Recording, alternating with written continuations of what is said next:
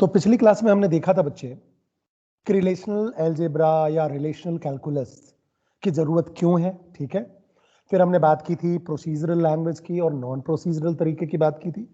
फिर हमने देखा था कि जो ये आपका रिलेशनल अलजेब्रा है या रिलेशनल कैलकुलस है, ये आपके थ्योरेटिकल कंसेप्ट है जिसको कि हम कहना चाहिए या जिसके बेस पे हम प्रैक्टिकल इंप्लीमेंटेशन सिक्वल या एसक्यूएल के थ्रू करते हैं। आज की क्लास में बच्चे हम क्या करेंगे, उसी के आगे इसको जस्ट एक्सटेंडेड वे में देखेंगे कि रिलेशनल अलजेब्रा के थ्रू हम कौन कौन से ऑपरेशन परफॉर्म कर सकते हैं और उन ऑपरेशन को जब परफॉर्म करना होता है तो क्या क्या चीजें हमको ध्यान में रखनी होती है। तो पिछली क्लास को ही हम थोड़ा सा एक्सटेंड करते हैं और आगे बढ़ के देखने की कोशिश करते हैं। तो रिलेशनल अलजेब्रा में मैंने आपको बताया था पिछली क्लास में कि it is a procedural query language, ठीक है। क्योंकि मैंने आपको बताया था प्रोसीजरल का मतलब क्या होता है, जिसमें हमको ये पता होता है कि क्या करना है और स्टेप्स भी पता होता है कि कैसे करना है। इट मींस अगर टेक्निकल टर्म में मैं बात करूं तो टेक्निकल टर्म में का मतलब ये हुआ कि आपको पता होता है कि रिजल्ट क्या है और रिजल्ट लाने के लिए आपको कौन कौन से स्टेप्स फॉलो करने पड़ेंगे वो भी आपको पता होता है, ठीक है। तो relational algebra is a procedural query language. फिर अगर हम बात करें दूसरे पॉइंट की तो क्या लिखा हुआ है, it is a collection of formal operations acting on relation and producing relation as a result, ठीक है। अब देखो, अगर देखा जाए तो it is a collection of formal operations. Formal operations का कलेक्शन है जो कि रिलेशंस पे ऑपरेट होता है या रिलेशन पे वर्क करता है। रिलेशन का मतलब टेबल पे काम करता है। रिलेशन मतलब टेबल, यहां हम रिलेशन बोल रहे हैं। रिलेशन का सिंपल सा मतलब है बच्चा कि टेबल की हम बात कर रहे हैं। And producing relation as a result, और ऑपरेट रिलेशन पे होता है, मतलब ऑपरेट टेबल पे होता है और रिजल्ट भी टेबल ही देता है। ध्यान रखना, रिजल्ट भी टेबल या रिलेशन ही देता है, ठीक है। फिर अगर हम बात करें तो like any other mathematical system, जैसे किसी भी मैथमेटिकल सिस्टम की हम बात करते हैं, it is defined a number of operators and use relations tables as operands. यहां इस पॉइंट को समझने के लिए हम समझने की कोशिश करते हैं कि जैसे मान लो मैंने लिखा 2+3, तो ये तो बेटा एक्सप्रेशन है। 2+3 मैंने बोला एक्सप्रेशन है। अब ये जो प्लस है वो क्या है, ऑपरेटर।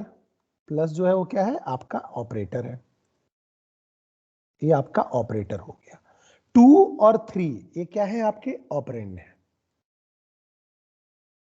ये आपके ऑपरेंड है। तो सिंपल सी बात है कि जो रिलेशनल अलजेब्रा की बात करें एक कंसेप्ट है, या सिंपल सी बात है एक थ्योरेटिकल फ्रेमवर्क है, या सिंपल आइडिया है जिसको आप एसक्यूएल के थ्रू इंप्लीमेंट कर रहे हो। अब बात आती है कि अगर कोई भी एक मैथमेटिकल सिस्टम है या किसी मैथमेटिकल सिस्टम के जैसे यहां भी आपके पास ऑपरेटर्स या ऑपरेटर्स और ऑपरेंड होते हैं, ठीक है।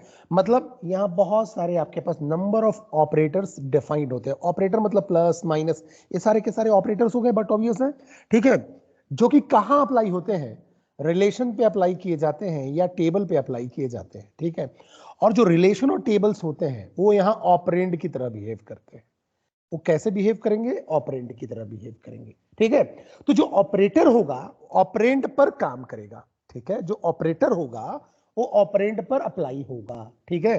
तो बड़ा ही सिंपल सा फिनोमिना है इसका बच्चे, अगर समझने की कोशिश करें तो यहां अगर आप देखो तो जो इनपुट करते हो बेटा, जो भी आप इनपुट करते हो, ठीक है, वो इनपुट जो आप करते हो टेबल पे करते हो, ठीक है।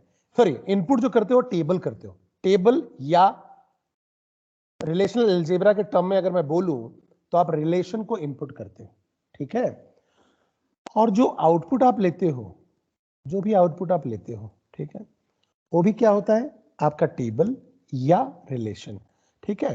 तो इसका मतलब सिंपल सा मतलब ये है कि यहां इनपुट जो करोगे वो टेबल होगा या रिलेशन होगा, और जो आउटपुट आपको मिलेगा वो भी टेबल मिलेगा या रिलेशन मिलेगा, ध्यान रखना, ठीक है।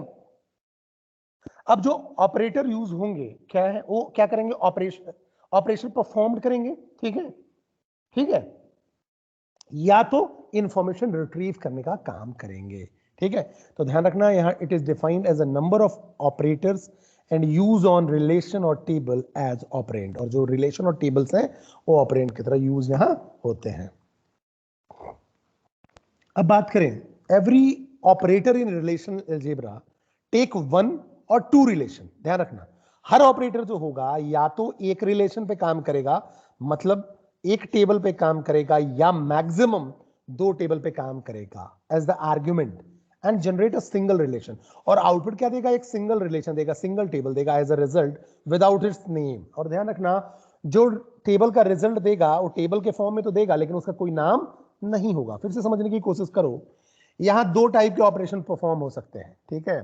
मतलब जो ऑपरेटर होगा वो या तो एक टेबल पे काम करेगा, 1 टेबल या 2 टेबल। अब 1 मतलब यूनरी ऑपरेशन की बात कर रहे हैं, 2 टेबल मतलब बाइनरी, आप समझ लो, ठीक है। तो बाइनरी पे काम करेगा, तो यूनरी या बाइनरी ऑपरेशन हो सकते हैं, ठीक है। केवल यही 2 ऑपरेशन हो सकते हैं, ठीक है। और इसको हम कैसे रखते हैं, एज एन आर्ग्यूमेंट लेते हैं। जो भी टेबल लेते हैं, 1 या 2 टेबल लेंगे, वो एज एन आर्ग्यूमेंट लेंगे, ठीक है।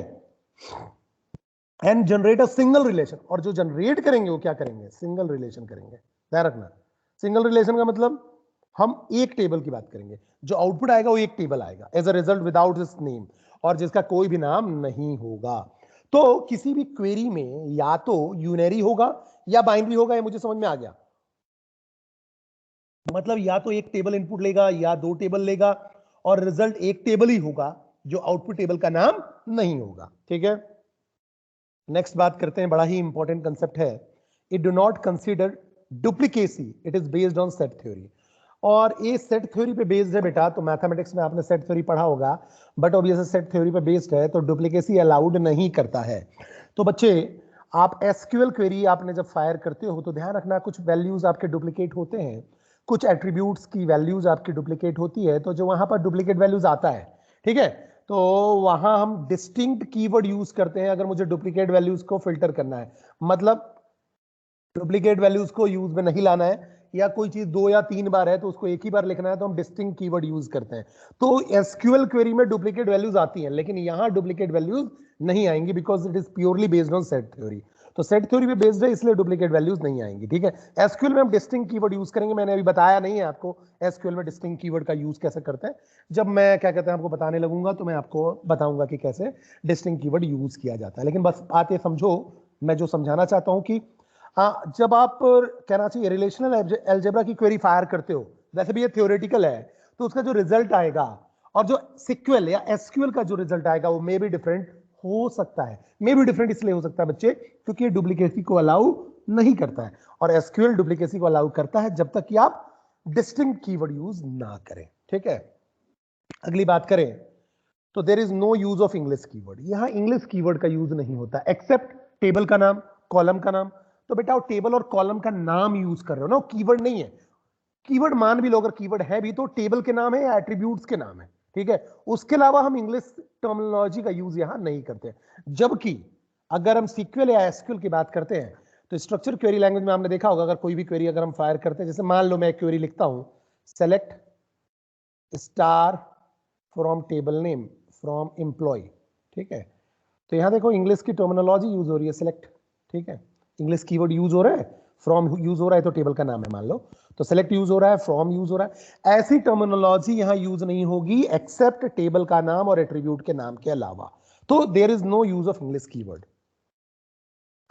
तो अब बात करें तो the relational algebraic operation can be divided into set oriented operation and relational oriented operation. इनको इन जनरल, अब देखो यार जो डिवीजन के तरीके हैं बच्चे, वो डिवीजन के तरीके अलग अलग ऑथर्स ने अलग अलग तरीके से किया हुआ है। ये मैंने अपने तरीके से आपको बता रहा हूं, ठीक है, जो मैंने अपने बुक में दिया हुआ है उस तरीके से अगर डिवीजन किया जाए, बाकी अलग अलग तरीके बच्चे अलग अलग तरीके से डिवाइड कर सकते हो, कोई दिक्कत वाली बात नहीं है। तो देखो, the relational algebraic operation can be divided into set oriented operation, set oriented operation में डिवाइड कर सकते हो और रिलेशनल ओरिएंटेड ऑपरेशन में डिवाइड कर सकते हो, ठीक है। सेट ओरिएंटेड सेट स्पेसिफिक होंगे और relation oriented only table oriented होंगे, ठीक है। वैसे भी सेट ओरिएंटेड में भी टेबल्स ही यूज होने हैं, ठीक है। तो देखो सेट ओरिएंटेड में हमारे पास ऑपरेशन इंक्लूड कौन कौन से होंगे, यूनियन, इंटरसेक्शन और set difference. Relational oriented operation कौन कौन से होंगे, सेलेक्ट, प्रोजेक्ट, रीनेम, डिवीजन और ज्वाइन। ये सारे के सारे हमको पढ़ने हैं रिलेशनल अलजेब्रा में, ये ध्यान रखना। फिर अगर इसको दूसरे टाइप से डिवाइड करें तो एक तरीका हम ऐसे डिवाइड कर सकते हैं, फंडामेंटल ऑपरेशंस या बेसिक ऑपरेशंस, ऐसा भी हम बोल सकते हैं। बेसिक ऑपरेशंस या बेस ऑपरेशंस भी हम इनको बोल सकते हैं। तो फंडामेंटल ऑपरेशन या बेसिक ऑपरेशंस, और एक होता है डेराइव्ड ऑपरेशन, तो ठीक है।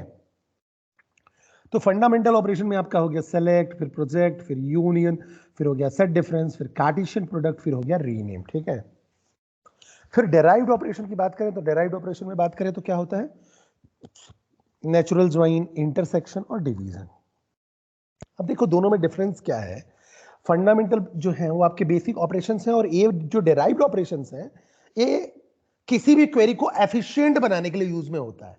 ठीक है, और जनरली अगर डेराइव्ड की भी बात करें तो डेराइव्ड आपके फंडामेंटल ऑपरेशंस के साथ ही यूज होता है इन जनरल, ऐसा नहीं है। लेकिन किसी भी क्वेरी को आपको एफिशिएंट बनाना है तो आप डेराइव्ड ऑपरेशन का यूज करते हैं। तो कुछ बुक्स में आपको ऐसा भी डिवीजन मिलेगा कि एक फंडामेंटल ऑपरेशन हो गया, या बेसिक ऑपरेशन या बेस ऑपरेशन हो गया, दूसरा डेराइव्ड ऑपरेशन हो गया। ठीक है, तो ऐसे आप डिवीजन कर सकते हो।